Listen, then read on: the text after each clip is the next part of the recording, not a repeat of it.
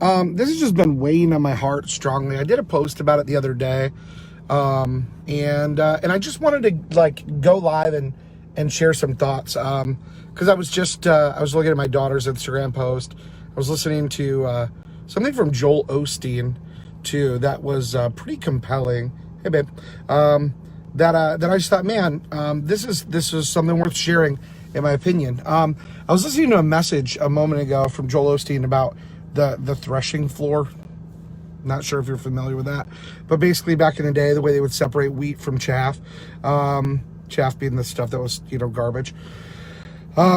First they would throw it up in the air, but then they would have animals like stomp all over it, right, to break it up, and then you'd throw it up in the wind, and the crap would blow away. Basically, the good stuff would stay.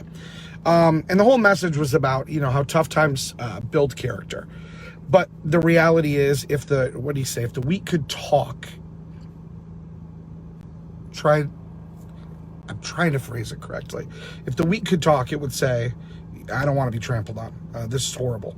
And I think sometimes when we hear stories like that, we try and instantly apply it to human life, right? Like, oh, well, I've been trampled on, but I'm going to get stronger. That doesn't always resonate, does it? It's holy crap. Sometimes that just feels, I would say, empty. It feels empty sometimes to go, well, the tough time will make you stronger. So, you're going through a tough time for a reason.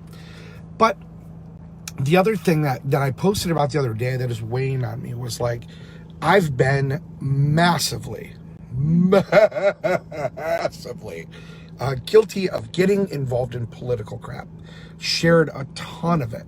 And whether or not I believe one way or the other, what I came to the realization of was that it wasn't helping. It wasn't in any way bringing people together in a dialogue. Sure, a few people, right, would dialogue, but I noticed the ones that would engage were really just the ones that already agreed with me, right? So it didn't help life as a whole, right? It didn't bring folks together. It didn't heal in any way. It didn't heal the divide between right and left by sharing all that stuff. And I think a lot of us, we go, well, this is fact and this is the way it is, so I'm sharing it. And if people don't, if they don't listen to what I'm sharing, then they have their head buried in the sand. And I'm gonna admit to you guys, I think I felt that way a lot. But then, I don't know what it was, a few weeks ago, I guess, was the last time I was home in Washington, we watched this show called The Chosen. It's a YouTube series. And it was about, Jesus and the disciples, basically. Thankfully, it did not end like all of the Jesus movies with him on the cross and you going, oh God, Jesus died for me. He did. But this was a different perspective. It actually was like more of a take on like, the disciples and how much of a crap show they were. But B, and this is what was fascinating, it highlighted the differences of all of them and how much society hated a lot of them, right? You had Peter, you had the sons of Zebedee, you had Peter, you had Andrew, they were fishermen, and the Romans, the government hated them, right? Like, they looked down on them, I should say. They had to pay these exorbitant taxes, and so they were just like thought of as less. The Jews as a whole, like there was horrible racism back then. The Romans considered the Jews to be like dogs, right? It's very, very much like Hitler, only the Romans pretended they let the Jews live freely, but it was horrible. So we're watching this. Oh, I think it's 8 episodes. It's actually a really good series. But it started weighing on me after we watched that. And this is what shifted me off the political stuff. I watched how Jesus behaved. Like, here these Romans that were like just mistreating the Jews, like horribly mistreating the Jewish people, taxing them to the point that they couldn't live. They literally had laws like if a Roman soldier told one of the Jewish people to carry their gear for a mile, they had to. That was a thing. And I was like, whoa, this is checked up. Like, to watch what happened. If the Jewish people gathered in a crowd just at all, outside of home. Listening to a street preacher, which is what many of them thought Jesus was at the time, the Roman soldiers would come break it up violently. It was crazy to see. And I started thinking about that, and I went, okay, people look at the Bible, many look at it as like this antiquated book, right? Like, thousands of year old stories. Some people don't believe it. I do. But I look at it and I go, at first blush, you go, how does any of this apply? And I looked at it and I went, I felt it was on my heart. I was like, we watched this series and I was like, how was Jesus toward Rome? Like, Rome was the oppressor, man. Rome was violent. I mean, violent evil. We've got evil in this world. Do not get me wrong. We have some evil, violent people. I.e., the police officer that got arrested and the 3 that watched and did nothing that should have been. Rome, it was like all of the soldiers. It seems as though, right? That's what, like, Rome was, they were violent in how they did stuff. And all throughout, like, I see a lot of my friends who call themselves Christians, and I'm not saying they're not, I'm just saying like they identify as Christ followers. And I see so many of them sharing political stuff, and then they'll take a context, a verse out of context in the Bible, and use it to justify political stuff. They'll use it to justify certain behaviors, and I think I've done that too. I'm not going to pretend I haven't ever. But I started looking at this and I'm like, but how is Jesus really? Like, I have this saying, like, even reading through the Bible, because people talk about contradictions, and I'm like, well, anytime I feel like something contradicts, I go, does it line up with the red letters in the Bible? Meaning the ones Jesus spoke. If it doesn't, then I think, probably I'm interpreting this incorrectly. Because if Jesus is, Son of God, God in the flesh, then there can't be a contradiction. Now, why did this compel me? So I started looking at how Jesus behaved with folks, and I went, okay, the tax collector who was super hated, what did Jesus do? He said, hey, we're gonna have dinner at your place, and we're bringing all these people. That's crazy. That is counterintuitive. But there was another thing that stood out to me today, and it was right before Jesus was taken to go be crucified, right? To be whipped and crucified and everything else. And the Roman soldiers came to get him. And they came violently. And there is a place where it says Peter, I think it was Peter. Yeah, it was Peter. Where he took a sword and he lopped an ear off of one of the soldiers, meaning he was fighting to defend someone he loved. Think about that for 1 second. If the police stormed your home to take your child, or to take your spouse, or to take your friend, and you're like, I'm going to protect them, right? Like what Peter was doing, like the way we think would be like, yeah, I would do that too. Like, I own a gun. Like if someone came burst into my house to take my kids, I feel like my instinct would be to shoot them. Right? Like, so here's Peter going, I gotta defend Jesus. Lops the ear off a soldier. And what did Jesus do? Just, if you know, just think for a minute. How did he respond? Police violence comes in. All right, that's Rome. And what did he do? He picked up the ear and healed it. What? He healed the guy's ear. He brought healing in the midst of violence. Violence toward him. Like they were there to violently get him, beat him bloody, and kill him. He knew what was coming. Yet, his response was what? To heal. Whew. Imagine, right now, a world like that. Imagine a person like that walking this planet right now. Imagine what healing would look like. The way Jesus responded is not the way we think. Sorry, I was wiping I get a little teary-eyed about this stuff. His behavior, the way he responded to the ugliest of the ugly, was so different than how we respond today. Now, I firmly believe, and I mean, it's in scripture, right? Jesus wept when Lazarus was dead, his friend. Now, he didn't die because of violence, he's dead, but I can't imagine a loving God wouldn't have been outraged by the way the Romans treated the Jews. He didn't create people to hate each other because of their ethnicity. So I would think Jesus was outraged. I think probably heartbroken. And there were so many Jews, had they risen up, they probably could have, at least in certain areas, probably could have overtaken Rome and destroyed it, burned it to the ground, at least in some areas. And then it would have happened back and forth, and there would have been a war going on forever. But he never said to do that. Interesting to me that in the midst of himself being attacked and taken to be brutally beaten and killed, his friend protects him by slashing the ear off a soldier. Jesus picks it up and heals it.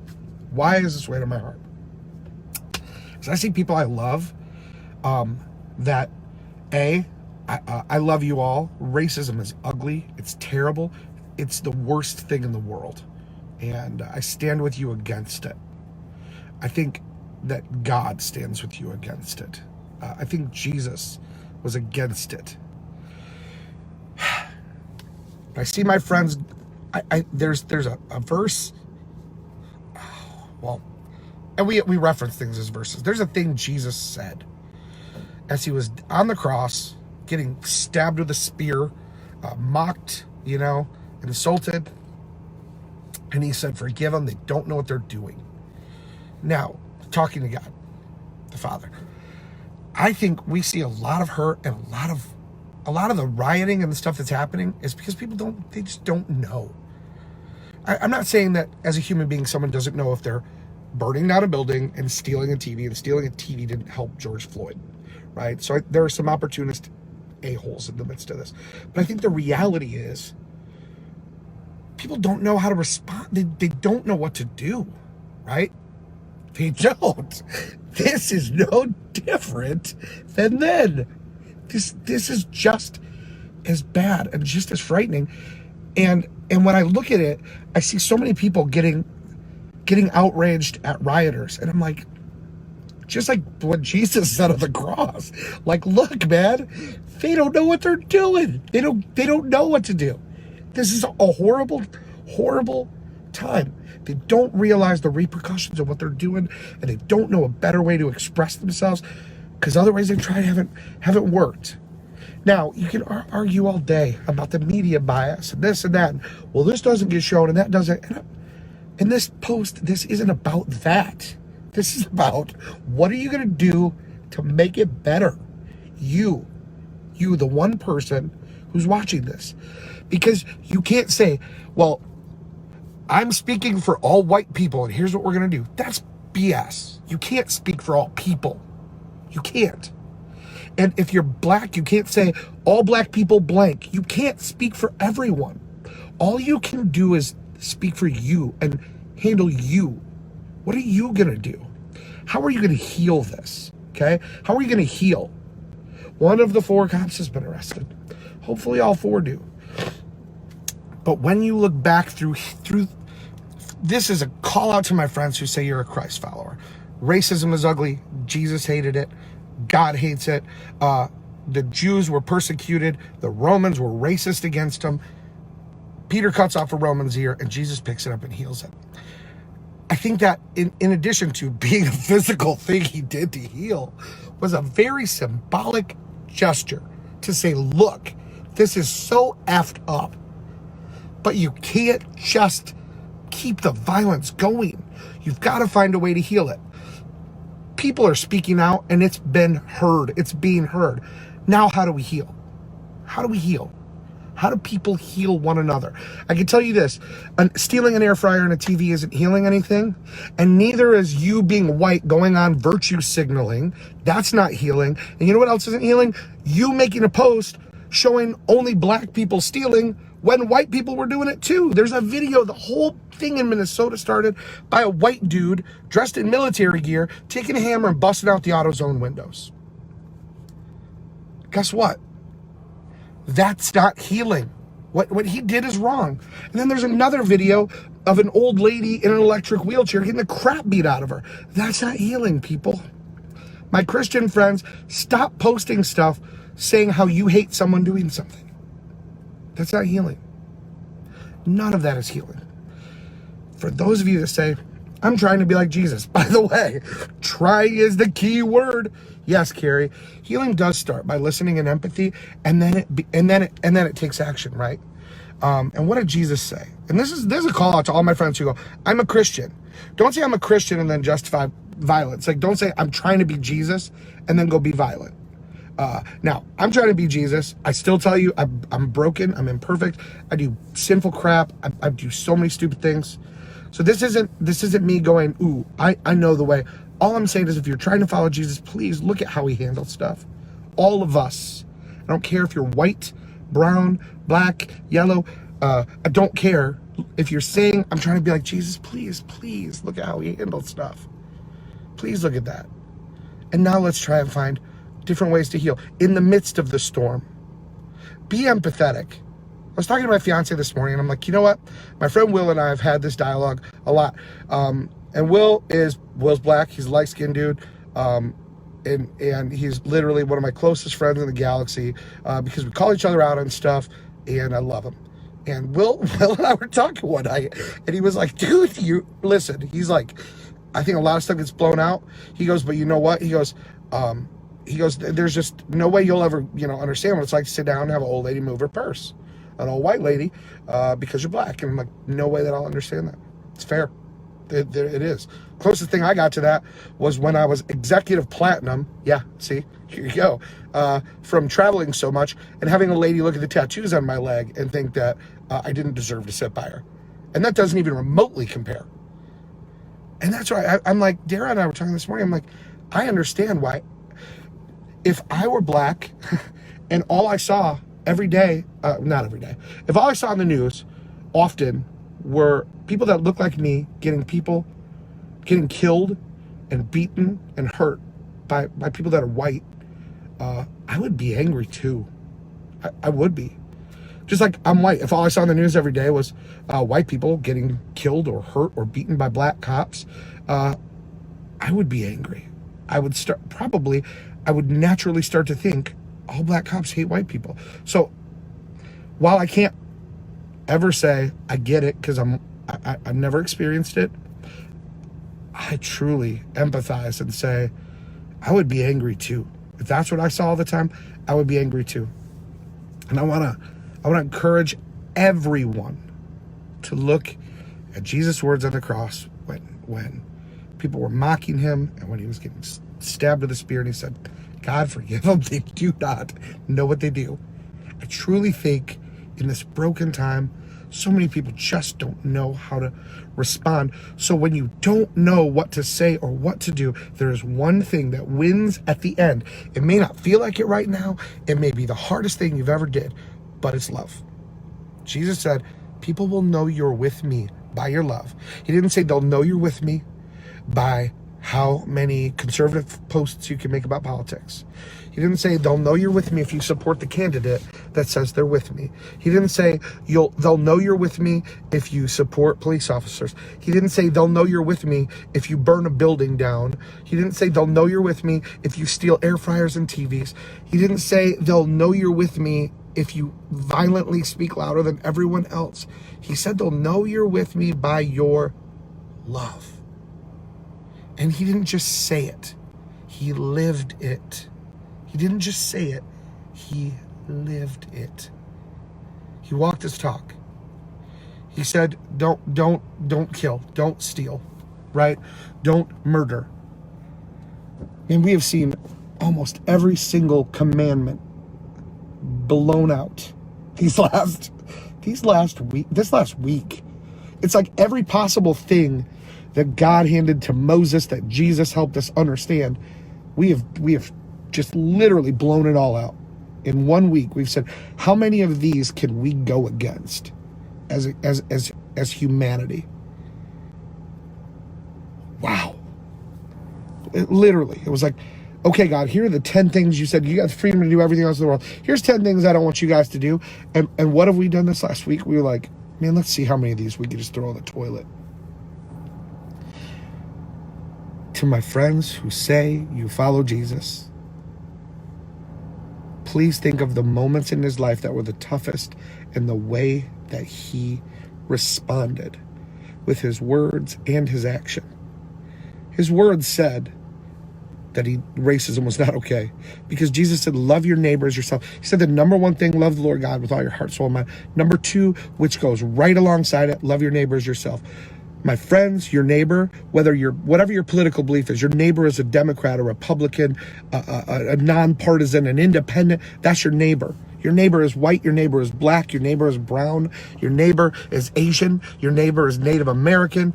Your neighbor is every human being on this planet. They're your neighbor. Every one of them matters to God, and they should matter to you. Jesus said, they'll know you're with me by your love. Love. That's it. One word shows the world whether you're with him or not. So if love is not something you're trying for, if that is not something you're putting effort into, for God's sake, please stop posting, I'm a Christian, but. Please stop posting, I'm a Christian, but this. Just stop. Please stop doing that. I saw a post today that someone shared, 2 kids from a Christian school making a horrible joke out of the tragedy that happened this week. It was disgusting. And the person that posted it said, this is what kids are taught in Christian schools. Wrong. This is not what they're taught. Those 2 kids, horrible what they did. But that's what I'm saying. See, every time we say, I love Jesus, and then we go, but, and then we talk about this, the way we would, the way that people shouldn't. It's just heartbreaking. It's heartbreaking. So here, let me just give you guys something. Let me just encourage you. Right now, in one moment, in literally one moment, 1 single second, every single bit of this could stop on this planet. All of it. All the racism, all the hurt. It could stop like this. But you know what it would take? Every single person going, I'm not going to behave this way. I'm not going to hate someone because their skin is brown. I'm not going to hate someone because their skin is white. I'm not going to hate someone because they're a Democrat. I'm not going to hate someone because they're a Republican. I'm not going to hate someone because they're Tea Party. See, it's crazy.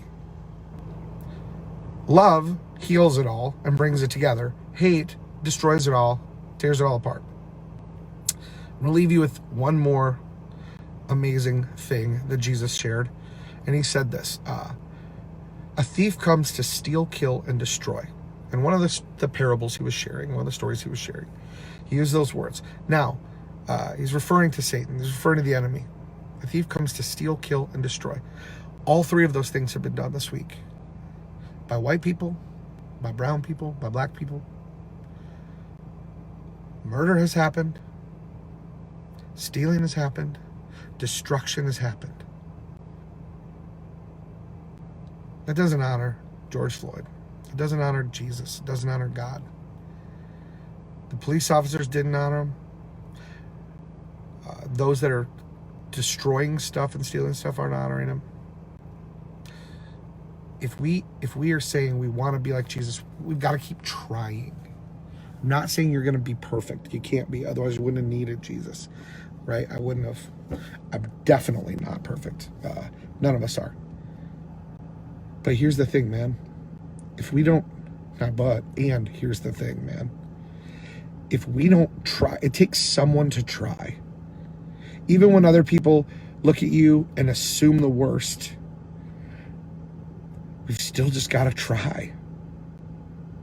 People looked at Jesus and thought he was trying, the Romans looked at Jesus and initially thought he was trying to create an uprising amongst the Jews against Rome. And so they were literally out to get him. They were out to get him. And when they got to him, Jesus' sidekick chops one of their ears off. And what is Jesus' response to the most violent people that were out to get him and kill him? He picks up the guy's ear and he heals it. I said I was going to leave you with one, but I'm going to leave you with another one. It just came in my head right now. So they're saying his enemies, right? The people that are after him. He says in the Bible, what good does it to just love your friend? Anybody can do that. Even the run-of-the-mill sinner, right? Even the non-believer loves their friends. But I tell you, love your enemy, right? Love your enemies. Ooh, pray for your enemies. Whoa.